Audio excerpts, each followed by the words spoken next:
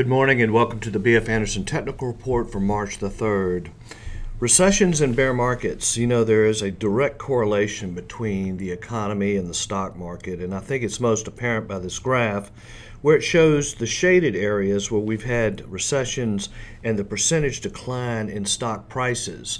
Now, the economy has a natural ebb and flow. It's going to have good times, it's going to have bad times. Now, if you notice the recession in 2009, how steep the decline was for stock prices and how wide the line, the shaded area is, just basically says this last recession was a real difficult recession, probably the worst in a generation, if not the worst since 1929. And the recovery has been so slow that it just seems to me that we've got a ways to go before we start to see any type of economic slowdown. It just seems like the economy has turned, but it's been incredibly slow. But anyway, getting on to the charts, I did want to bring up the S&P 500 here. And I wanted to mention a famous investor back in the 1950s was a guy named Nicholas Darvas, and he was a professional dancer, and he did a lot of correlations with dancing and the stock market. And one of the things he mentions is that many times the market needs to crouch before it can leap, like a dancer must crouch before a dancer can leap. So you can see here, after an extended sideways period of time, we then get the final crouch, then the leap and the breakout. Market really does look good. Now, I wanted to also kind of just go over one other thing. This is where we take the moving averages. This is a long-term moving average. This is a weekly graph going back to 2002. Now, what we're looking at here is the 30-week moving average, the 40-week, and the 50-week. And you can see what was happening here as we went into the bear market and went into the recession. So you can see clearly, if you take out the volatile price of the index, the moving averages take the noise out, you can clearly see a top forming.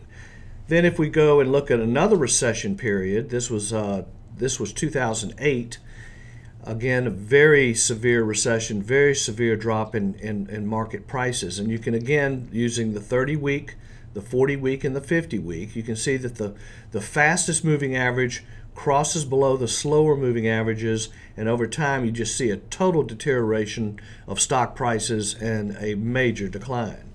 So if we go to where we are today, we're seeing positive slopes.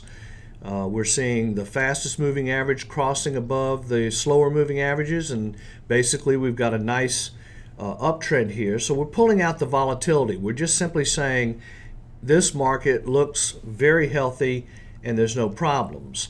Now, if we look at one particular issue that I wanted to discuss this morning, that of IPOs. Now, we all saw the Snap IPO yesterday.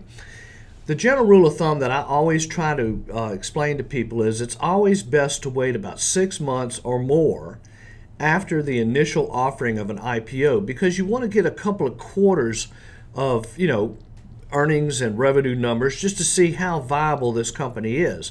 Now, this is Square. This is a company, as many of you know, people can, on their iPhone or their iPad, can have a device that they can place on the device and use it for credit card transactions. Well, they went public back in 2015, November of 2015. Stock has been incredibly volatile.